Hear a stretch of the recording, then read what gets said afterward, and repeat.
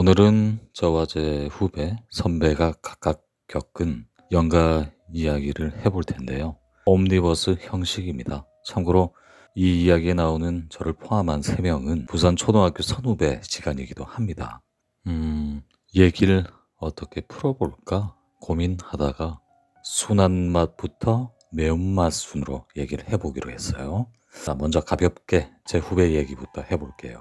앞서 제가 전해드린 울산 빨간 벽돌 괴담에 나오는 그 후배는 아니고 또 다른 후배의 얘기입니다. 그리고 처음에 제가 이 후배에게 너 얘기를 해도 되겠냐는 동의를 구했는데 후배가 극구 반대했어요. 너무 부끄럽고 창피한 일이기 때문에 안 된다고 했는데 설득을 시키기 시작했죠. 다른 사람들도 알아야지만 너 같은 제2의 어떤 제3의 피해자가 또 발생하지 않지 않겠느냐. 그리고 익명인데 나하고 선배 빼고 넌 줄 누가 알겠느냐. 그렇게 얘기하니까 한참 후에 동의를 구해서 이 얘기를 드리는 겁니다. 이 후배가 평소에 잘 안 먹어요. 그래서 잔병치레도 많이 했었고 체력도 좀 약하고 체형도 왜소한 친구거든요. 성격도 매사에 부정적이고 좀 내성적인 편인데 한 번은 이 후배의 친구가 있는데 그 친구가 정장이 없었나 봅니다. 그래서 상갓집을 급하게 갈 일이 있어서 정장을 좀 빌려달라고 후배에게 얘기를 했었답니다. 그래서 아무 생각 없이 정장을 빌려줬는데 며칠 후 후배가 친구에게 빌려준 정장을 드라이 클리닝한 상태로 돌려받았대요. 그리고 한 달쯤인가 후배의 친척 조카 결혼식이 있어가지고 그 정장을 입고 간 거죠. 그러니까 후배의 친구가 상갓집 간다고 빌려준 정장을 입고 조카의 결혼식을 다녀왔는데 그날 저녁부터 자기 스스로가 느끼기에도 자기 자신이 좀 이상하다는 걸 느꼈다고 해요. 그냥 일반적인 이성을 좋아하는 친구였는데 갑자기 동성을 좋아하게 느껴졌다고. 다시 말씀드려서 이성애자가 아닌 동성애자로 바뀐 거죠. 평소에는 여성에게만 성적인 매력을 느꼈던 이 친구가 갑자기 성 정체성이 뒤바뀐 거죠. 남자에게 점점 더 매력을 느끼게 되고, 근데 이걸 직접적으로 표현을 못하니까 그 남성의 어떤 그 누드가 있는 미국에 그런 잡지책이 있었다는 걸 처음 알았는데, 그런 잡지책이나 아니면은 듣지도 보지도 못했던 그런 야한 사이트에 들어가서 남성 간에 이거 뭐라고 순화를 해서 표현을 해야 할까요? 짝짓기? 남성들끼리 막 그러는 영상도 자꾸 들여다보고 또 길 가다가 핸섬하고 몸매 좋은 남자가 보이면 자신도 모르게 자꾸만 눈길이 그쪽으로 가더랍니다. 그러면서 스스로가 이러면 안 되는데 안 되는데 하면서 자신의 의지가 통제 불능 상태에 빠져버린 거죠.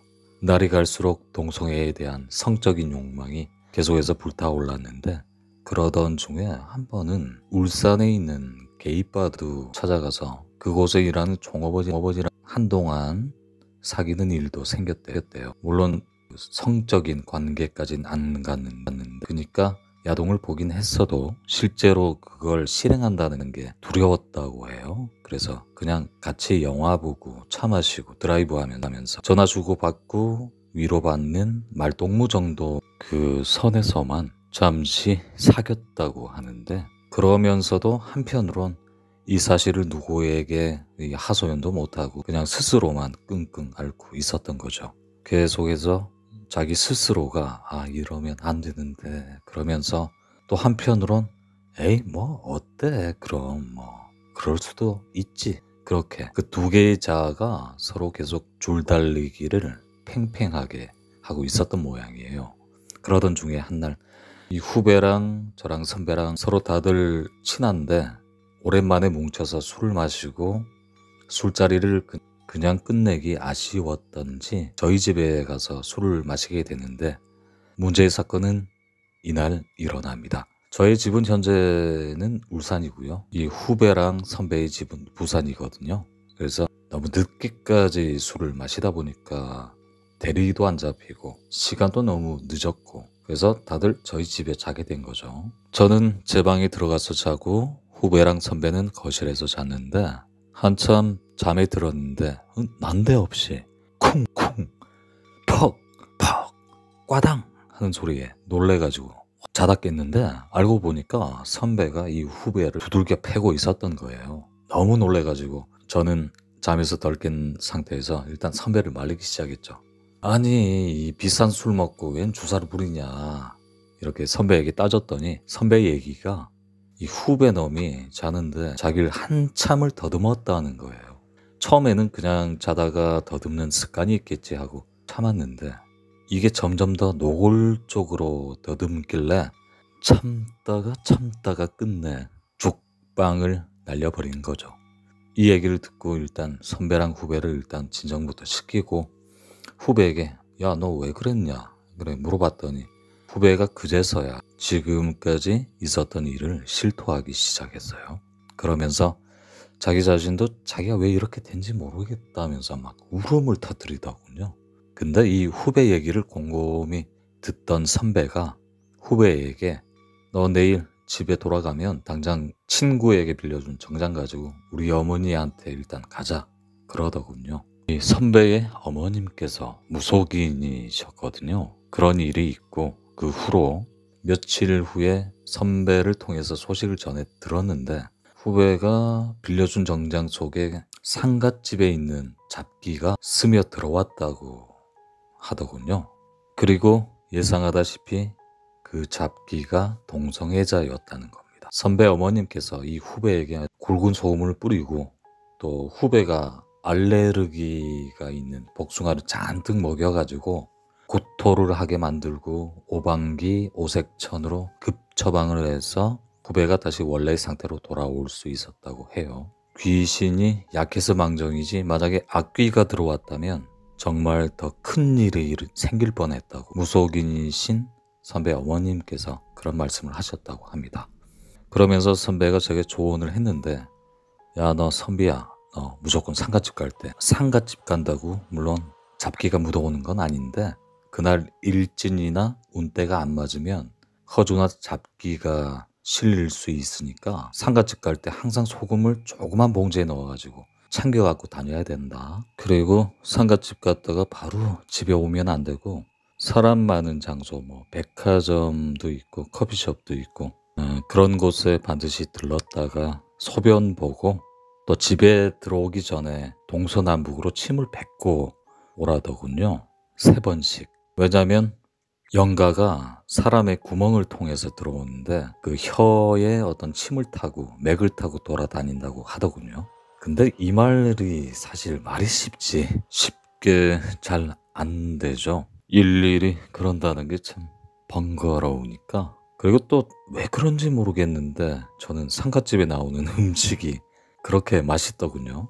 그래서 상갓집 가면 밥 잘 먹고 술 잘 마시고 그냥 집에 와도 지금까진 무탈했었는데 앞으로는 모르죠.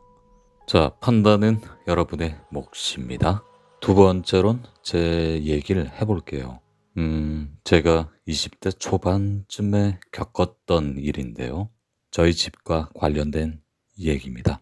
늘 좁은 아파트에 부대끼면서 살다가 좀 더 큰 평수를 원했던 아버지께서 어느 날 단독주택을 구입을 하셨는데 결론적으로 말씀드리면 집을 잘못 구입을 하신 거죠. 늘 일만 하셨기 때문에 부동산 쪽으로는 잘 모르셔가지고 싸게 나온 매물이 있어서 구입을 하셨는데 이게 속집이었던 거죠. 2층 단독주택이었는데 2층은 그래도 햇볕이 잘 들어오는 편이었는데 1층은 햇볕도 안 들어오고 비교적 많이 습한 편이었죠. 그러다 보니까 1층에 전세나 월세를 내어놔도 사람들이 잘 안 들어왔어요. 들어와도 몇 달 못 살고 나가고 그리고 아니면은 이상한 사람들이 들어와서 살면서 말썽 부리고 그러니까 그 다음부터는 아예 그냥 1층에 더 이상 세를 안 내놓기로 한 거죠. 근데 집에 사람이 안 들어와서 살면 어떻게 되는지 잘 아시죠? 집이 더 습해지고 곰팡이도 많이 피고 또 빨리 부식이 됩니다. 그래서 제가 2층에 멀쩡한 제 방도 있지만 가끔 가다가 1층 빈 방에서 지내기도 했거든요. 그때. 그리고 사춘기가 지나고 나서 20대 접어들면서 제가 조용한 걸 좋아하게 되더군요. 그러니까 고교 시절엔 뭐 사람들과 막 어울리고 일부러 시끌벅적한 곳을 찾아다니고 그랬는데 어느 날 순간적으로 그냥 조용한 게 좋아지게 되고 누구에게 방해받지 않고 혼자 있는 게 좋아지게 되더군요. 그리고 부모님들 귀가 그러니까 청각이 상당히 어두우신 편이셨거든요. 그렇다 보니까 집에서 나는 TV 소리가 엄청 거슬렸거든요. 엄청 컸죠, 볼륨이. 그래서 1층 빈집이 방이 3칸인데 집에서 나는 TV 소리가 거슬릴 때마다 저녁에 조용히 이불만 챙기고는 그때 아예 2층에 있는 제 방에 있는 TV를 1층 빈 방에다가 설치를 해놨거든요. 2층에 멀쩡한 제 방 놔두고 1층에 가서 자주 생활을 하곤 했었죠. 그러던 중에 1층 빈 방에서 어느 날 갑자기 기괴한 일을 목격을 한 거죠. 1층 빈 방에서 영화를 보다가 잠이 와서 분명 TV를 끄고 잠이 들었거든요. 근데 자다가 무슨 소리가 들려서 잠에서 깼는데 그때 분명 끄고 잔 TV가 저절로 켜진 거죠. 그래서 그냥 뭐 오작동인가? 이런 생각만 하고 다시 TV를 끄고 다시 자려고 하다가 불 꺼진 상태에서 창문 쪽을 바라봤는데 창문 밑에 제 그림자 같은 형체가 비치는 게 보였습니다. 그래서 창밖의 달빛이나 바깥 조명에 삐져나온 빛 때문에 그림자가 생겼겠지 하고 옆으로 누운 상태에서 그림자를 보고 고개만 살짝 들었거든요. 그때 그림자가 제 움직임을 따라하지 않는 게 보였습니다.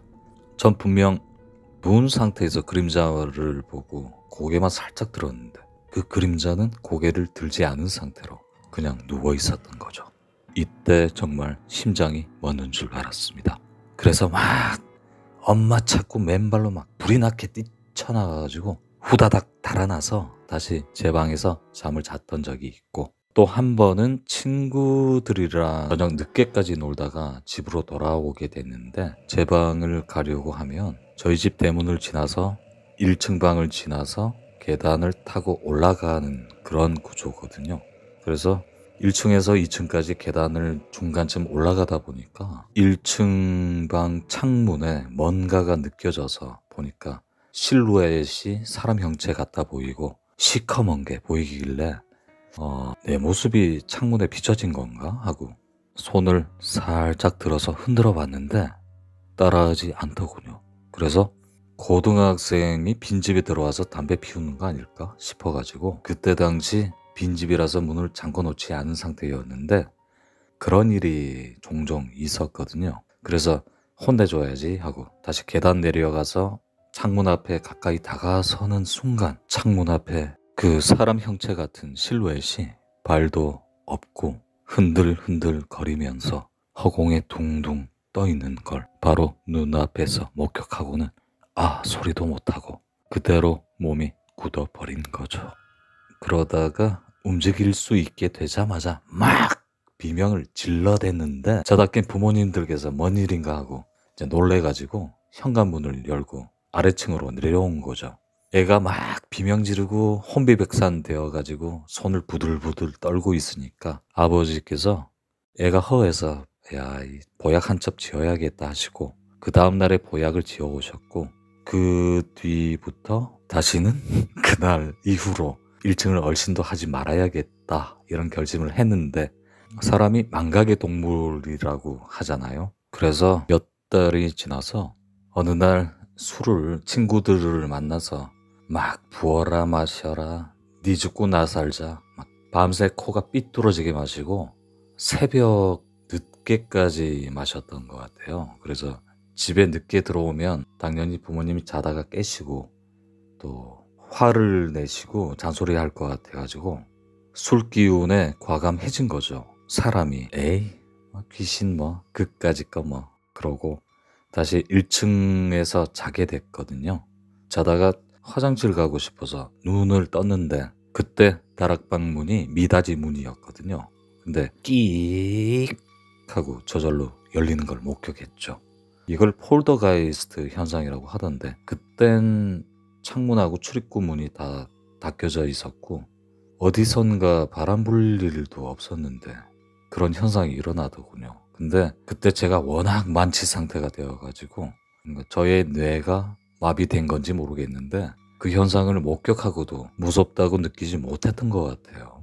그래서 화장실 다녀와서 다시 잠들었는데 그때 그만 가위에 눌려버린 거죠.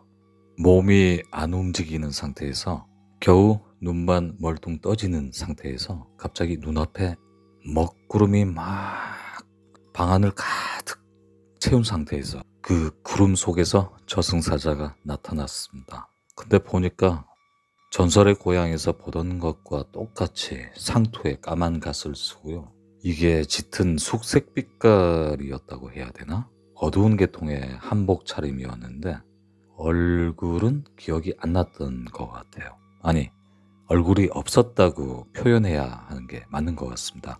그러니까 눈, 코, 입, 이목구비가 없는 거죠. 그냥 달걀 모양의 하얀 얼굴 형체만 보였는데 근데 키도 한 2m는 훨씬 넘었던 것 같습니다. 방천정에 저승사자 머리가 닿았으니까요. 그때 저승사자가 한 말이 병인 뭐 어쩌고 저쩌고 하면서 저를 저승으로 데려가야 한다고 그 말을 했었고 저를 막 그 포승줄 같은 걸로 막 묶으려고 하는데 그때 저는 겁에 잔뜩 질린 채로 저항하기 위해서 안간힘을 막 섰는데 손가락 발가락 그 끝을 힘을 아무리 줘도 그날따라 가위가 안 풀리다가 그러다가 정말 젖먹던 힘까지 이 힘을 한꺼번에 모아가지고 다 쓰면서 손가락을 움직이려고 하다 보니까 그제서야 가위가 풀렸습니다. 눈 뜨고 나니까 식은땀에 속옷이 흥건히 젖어 있었는데 눈을 뜨고 나서도 한동안 그 저승사자의 모습이 잊혀지지가 않았습니다. 그렇게 힘이 축 늘어진 채로 2층 제 방에 다시 가서 잠들었는데 이날이 일요일이었거든요. 오전 10시쯤 되니까 옆집에서 곡소리가 막 아이고 아이고 하는 곡소리가 들리기 시작했어요. 알고 보니까 옆집에 사는 나이가 제 또래쯤 되는 어떤 젊은 남자가 돌아가신 거죠. 알아보니까 사인이 자살이었대요. 그때 당시 그 어떤 장례식장 같은 인프라가 형성이 안 되던 시절이었거든요. 집에서 장례식을 하던 때였어요. 그래서 전 그러면 안 되지만 번지수 잘못 찾은 저승사자에게 욕을 막 한 바가지 막 퍼붓게 되더군요. 이런 수박, 씨바, 수박 씨가 정말 많죠. 일처리도 막 똑바로 못 해가지고 뭐 생사람을 막 놀라게 무섭게 만드냐고. 응? 염라대왕이 왜 그런 양반을 저승사자로 채용했는지 참 어이가 없다면서 막 평소에는 욕을 잘 안 해요. 그땐 정말 놀란 나머지 있는 욕 없는 욕 다 나오더군요. 이제 하도 이런 일이 자주 반복되니까 어머니께서 그 다음날쯤에 잘 가던 점집에 가서 점집 아주머니를 저희 집으로 모셔온 거죠. 그 점집 아주머니께서 저희 집을 막 여기저기 돌아다니면서 1층에 막걸리도 막 뿌리고 부적도 붙이고 막 비방을 해주셨는데 그러면서 해주셨던 말씀이 TV가 저절로 켜지는 현상은 귀신의 주파수가 TV 주파수와 일치할 때 일어나는 현상이다. 무당이 귀신을 불러낼 때 휘파람을 부는 이유도 그 때문인데 1층의 지방령이 워낙 원기라서 이건 무당인 자신의 힘으로도 도저히 떨쳐낼 수가 없다는 거였습니다. 그럼 영가에게도 수명이라는 게 있대요. 근데 폴더가이스트 현상을 부리게 되면 이게 악귀거나 아니면 영가의 수명이 단축된다고 하더군요. 그러니까 중간계란 게 있답니다. 그러니까 이승과 저승의 어떤 중간계에 머문 귀신의 수명이 단축된다고 하죠.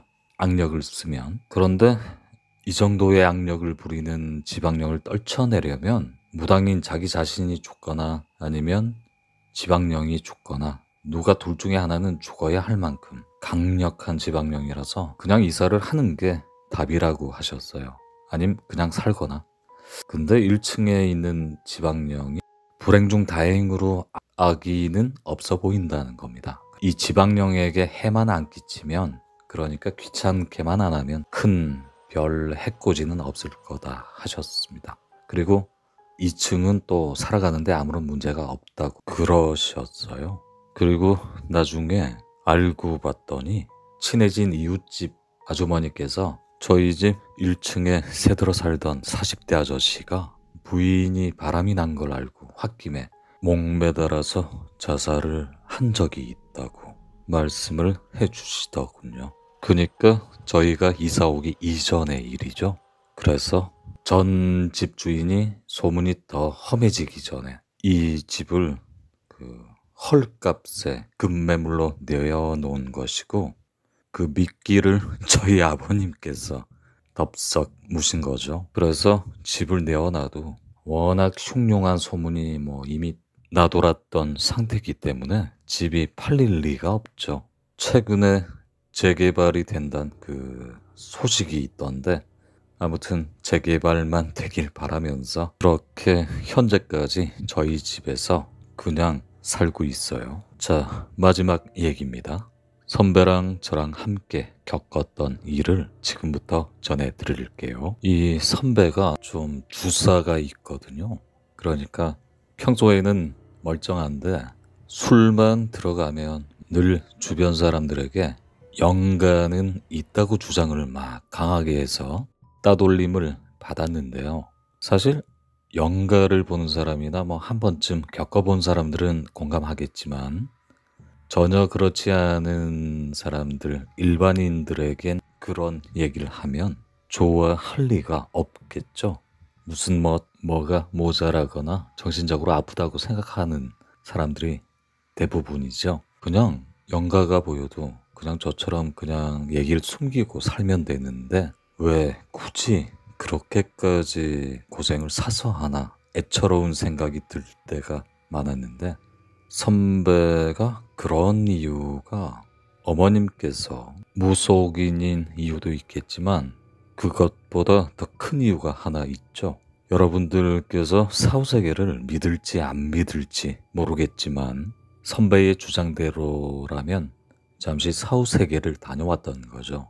20대 초반에 기흉이란 병을 앓게 돼가지고 부산의 모 대학병원 흉부외과에서 수술을 받았는데, 수술받던 도중에 뭐가 잘못됐는지 모르겠지만 갑자기 숨이 끊어지게 됩니다. 그러니까 뇌파, 혈압, 심박 탐지기 그래프가 뚜뚜뚜뚜 하다가 띠 이런 상태가 된 거죠. 그래서 의사들은 당황해서 심폐소생술하고 막 고함 지르고 허둥지둥하는 모습을 선배가 허공에 뜬 채로 이 장면을 지켜보게 된 거죠. 우리 흔히 말하는 유체 이탈 상태로 말이죠. 그러다가 눈앞에 갑자기 환한 빛이 막 밝아지면서 아주 눈부실 정도로, 앞이 안 보일 정도로 밝아지다가 갑자기 어두운 빛이 감돌더니 저승사자가 나와서 자기를 끌고 배를 태우고 어디론가 데려갔답니다.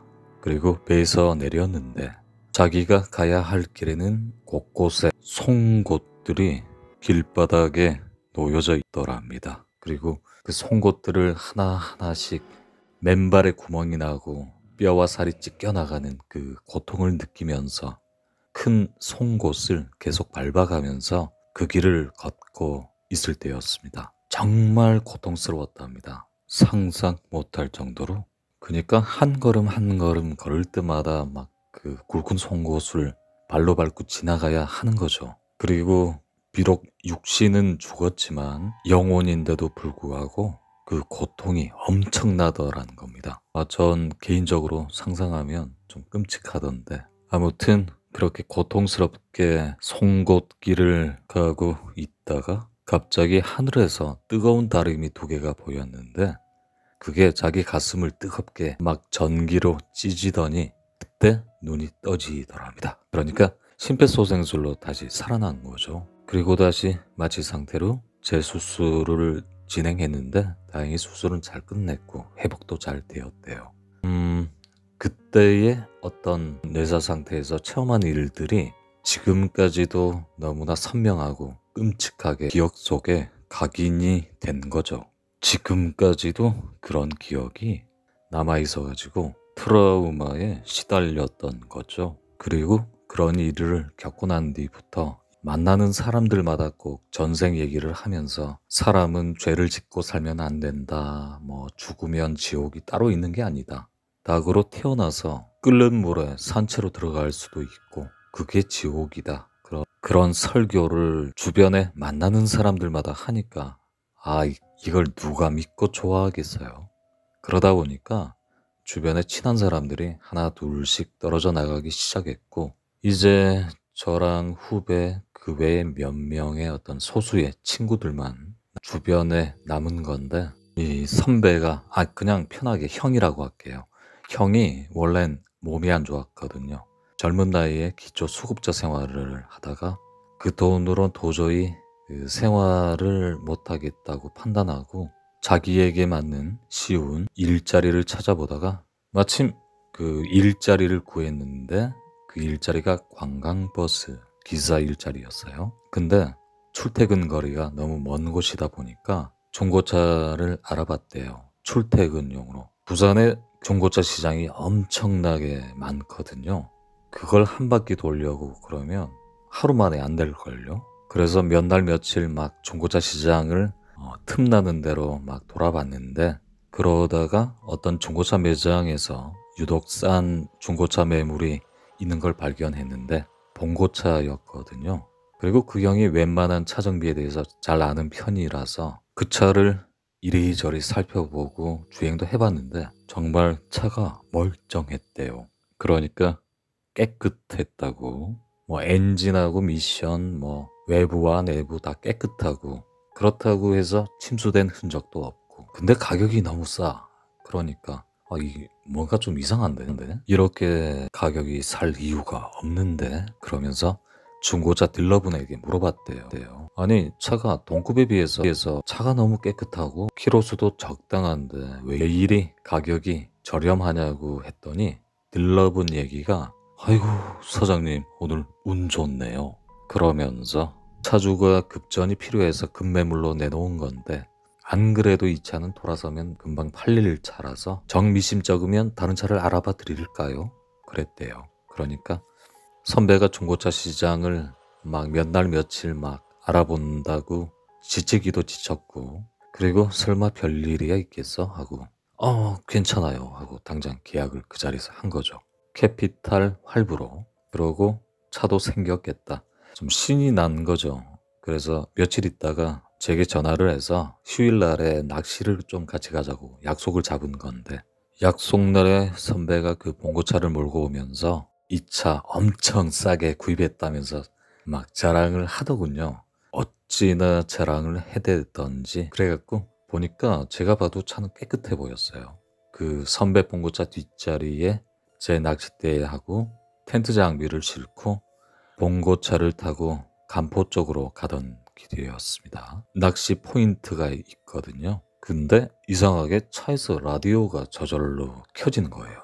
신기했죠. 그래서 제가 형에게 형, 이 차 혹시 범블비 아닐까? 좀 더 기다려봐. 카마로로 변신할지 모르니까 좀 기다려봐봐 하면서 웃으면서 농담을 던졌는데 이때 선배 표정이 갑자기 심각해지는 겁니다. 그래서 형 대체 왜 그래? 무슨 일이야? 그랬는데 아무런 대꾸도 않고 굳은 표정으로 앞만 보고 운전을 하는 거예요. 그래서 순간 분위기가 냉전 기류가 흘렀는데 한참 후에 선배가 굳게 담은 입을 열기 시작했죠. 나 말이야. 내 차 뒷자리에 어떤 얼굴이 누렇게 뜬 남자가 앉아있는 게 살짝 보였어. 그러는 겁니다. 그래서 무슨 소리야? 그러면서 제가 뒤돌아봤더니 아니 뭐 아무도 없는데? 얘기를 하다가 저도 그 얘기를 멈췄는데 그 이유는 운전석 뒷자리 있죠? 손잡이가 있는데 손잡이 근처가 길게 우드그레인으로 처리가 되어 있거든요.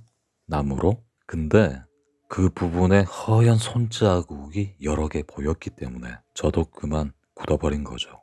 이게 분명 짐을 실을 때는 안 보였던 운전석 손잡이 주변 우드그레인 부분에 손바닥 자국이 막 여러 개 나 있는 거 보고 얼어버린 거죠. 분명히 짐을 실을 때 세차를 하고 왔거든요. 그땐 분명 안 보였던 운전석 손잡이 주변 우드그레인 부분이 그렇게 된 걸 보고 그만 얼어버린 거죠. 그렇게 말없이 정적만 흐른 상태에서 목적지에 도착했는데 기분이 막 찜찜하고 그래서 낚시고 뭐고 그냥 뭐 집에 돌아가자고 할까? 그런 생각도 들었는데 그런데 선배는 묵묵하게 텐트 치고 막 낚시 장비 하나 둘 챙겨서 설치를 하길래 저도 눈치 보면서 에이 모르겠다 그러면서 낚시를 했죠. 근데 그날 바람이 좀 많이 불더군요. 그래서 그날따라 뭐 겨우 피레미 같은 잡어 몇 마리만 잡고 낚시도 잘 안 되고 그래서 저녁 무렵에 근처에 회센터가 있거든요. 거길 들러서 회를 포장해서 텐트 안에서 술 마시고 그날은 그렇게 잠에 들었습니다. 근데 맥주를 너무 마신 탓인지 밤에 또 화장실을 가고 싶어가지고 잠에서 깼는데 텐트 친 곳에 가까이 공중 화장실이 있었거든요. 그래서 잠이 덜 깬 상태로 화장실 다녀오다가 그만 기절할 뻔했습니다. 저희가 텐트 친 곳과 가까운 곳 해변 주차장에 선배차를 세워뒀는데 여름이라서 일부러 그 창문을 조금 열어놓은 상태였거든요. 근데 분명하게 또렷이 봤습니다. 저희가 텐트 친 그 틈새에서 뭔가 시커먼 연기가 막 이걸 어떻게 표현해야 될지 기어 나와가지고 봉고차 그 좁은 창틈 있죠? 그 속으로 시커먼 연기가 나풀나풀 하면서 기어 들어간 걸 목격을 한 거죠. 이때 그 모습이 너무 기괴하고 무서워가지고 재빨리 텐트 안으로 달아났습니다. 머릿속에는 온통 형을 깨워야겠다는 생각밖에 안 들었죠. 무서우니까 텐트 속에 들어와서 숨을 헥헥 거리면서 형을 막 흔들어서 깨웠는데 형이 그런 신음만 계속하면서 눈을 잘 못 뜨는 거예요. 그러다가 안 되겠다 싶어가지고 이 영상을 형이 보면 안 될 텐데 아무튼 뺨때기를 힘껏 내려쳤는데 그때 형이 잠에서 벌떡 깨어나면서 이건 내 차다, 내 거다, 내 거야 그러면서 눈을 뜨더군요. 그래서 형 무서운 꿈 꿨어? 그랬더니 형 얘기가 가위에 눌렸는데 차를 운전해 오면서 잠시 봤던 그 남자 영가가 바로 눈앞에 나타나가지고 왜 네가 내 차를 도둑질했냐고 내 차를 계속 타고 다니면 너 가만 안 놔둔다 죽이겠다 이 말을 하고 사라졌는데 그 뒤에 가위를 풀려고 발버둥을 쳤는데 안 풀리더라는 겁니다. 그러다가 가위에 풀렸는데 제가 형에게 뺨때기를 때렸지만 그 때문이지만 그래서 저도 형에게 화장실 다녀오다가 영가가 텐트 안에서 기어 나와서 봉고차 틈으로 기어 들어간 걸 얘기했더니 형이 심각한 표정을 짓더니 이 차 아무래도 뭔가 문제 있는 차 같은데 아마 교통사고는 아닐 거고 차 상태가 깨끗하니까 아마 차 안에서 사람이 죽은 것 같다고 그 차를 구입한 것 같다 그런 얘기를 했어요. 그래서 마저 잠을 다시 자고 그날 그 일정은 원래 월요일부터 휴일이라서 샌드위치 휴가라서 2박 3일 일정이었는데 기분 다 잡쳤죠. 그런 일이 막 있고 그러니까 김 다 샜죠. 그래서 해 뜨자마자 텐트 걷고 차를 타고 그 자리를 떠났는데 차를 타고 가는 길에 본닛에서 김이 모락모락 나는 거예요. 근데 그 연기가 워낙 심해가지고 연기가 너무 많아서 운전 시야를 다 가려져서 사고 날 뻔했거든요. 앞뒤 차에서 막 경적 소리가 빵빵하고 막 울려댔으니까 근데 다행히 형이 침착하게 반응을 해서 비상등 켜고 차를 서서히 몰면서 갓길에 천천히 세워서 이때 큰 사고는 피할 수 있었고 본넷 뚜껑을 열어보니까 이번엔 냉각수 부분이 과열되었죠. 그래서 오버히트 현상이 일어난 건데 그래갖고 차를 일단 세우고 열을 식히기로 하고 냉각수를 보충하고 차를 출발하기로 했는데 그때 형에게 제가 물었죠. 형, 2차 사고 나 만나기 전까지 아무런 이상이 없었어? 그리고 물어보니까 몇 번 있었다고 얘기를 하는 겁니다. 차가 잘 가다가 갑자기 영문 모르게 시동이 잠깐 꺼진 적이 2번 있었대요. 근데 카센터에 가서 종합 점검을 다 해. 검진이란다. 종합 점검을 다 했는데 아무런 문제가 없었다고 하네요. 그래서 여름철이고 하니까 아마도 일시적인 현상이겠지. 뭐 차가 오작동을 잠깐 한 거겠지 하고 그냥 넘어가는 건데 그 얘기 들어보니까 심각한 거죠. 요즘 완전 급발진 사고 말이 많잖아요. 그래서 제가 형에게 안 되겠다, 형. 아무래도 그 차 되팔아야 되겠다 했거든요. 그때 그 형도 굳은 표정으로 고개만 끄덕끄덕 거리더군요. 그리고 편의점에 들러서 컵라면이랑 그 김밥으로 간단하게 점심을 해결하고 있었는데 형이 꿈 얘기를 갑자기 들려주는 거예요. 그러니까 가위 눌리고 깨고 난 후에 또 잠에 들었잖아요. 근데 그때도 꿈을 꿨답니다. 봉고차 안에서 가위 눌릴 때 본 남자가 꿈에 나왔대요. 근데 밀폐된 차 안에서 연탄을 여러 개 피워놓고 누워있는 모습이 보이더라 합니다. 아니 정확하게 잠든 모습이 보였고 그리고 차 주변에 소주병이랑 농약병이 막 여러 개가 조수석 밑에 여기저기 막 흩어져 있는 게 보였대요. 그 얘기를 들려주면서 부산에 돌아가는 대로 당장 딜러 멱살 잡고 단판 지어야겠다 하더군요. 그렇게 간단한 식사를 끝내고 차 상태를 보니 엔진도 식었고 그래갖고 다시 냉각수를 보충하고 천천히 운행을 했는데 그 다음부터 저희 집에 올 때까진 차에 큰 말썽은 없었습니다. 형이 저희 집까지 태워다 주고 부산에 도착할 때까지 근데 가는 길 중간에 라디오가 켜지는 현상은 계속 반복됐고 한 번 타이어가 펑크난 그런 그 소소한 일들은 있었다고 하더군요. 그래서 그럴 때마다 형이 그 남자 영가에게 막 어르고 달래는 말을 해가면서 운전에 갔었다고 해요. 형이 집에 도착해서 일단 어머님부터 찾아갔었대요. 형이랑 어머님이랑 따로 떨어져 살고 있거든요. 아무튼 형이 어머님께 찾아가서 차를 샀는데 영가가 보인다. 어쩌면 좋겠냐. 그런 조언을 구했는데 형 어머님 말씀으론 사기를 당한 것 같다. 그 남자가 가족들과 친척들에게 그래서 외면당한 채 한을 많이 품은 채로 죽은 자살귀인데 자리거지하는 것도 힘들어 보이고 그 차의 자살기를 떨쳐내려면 배보다 배꼽이 더 커진다면서 그냥 네가 손해보더라도 차를 바꾸는 게 나을 것 같다고 그러셨다는 거죠. 그래갖고 형이 딜러를 만나서 단판을 지었죠. 형이 딜러에게 내 눈에는 영가가 보이는데 연탄가스로 중독돼서 자살한 사람의 차를 왜 팔았냐고 막 따졌대요. 그랬더니 딜러가 처음엔 막 부인하다가 나중엔 실토를 한 거죠. 그리고 죄송하다고 인정을 했대요.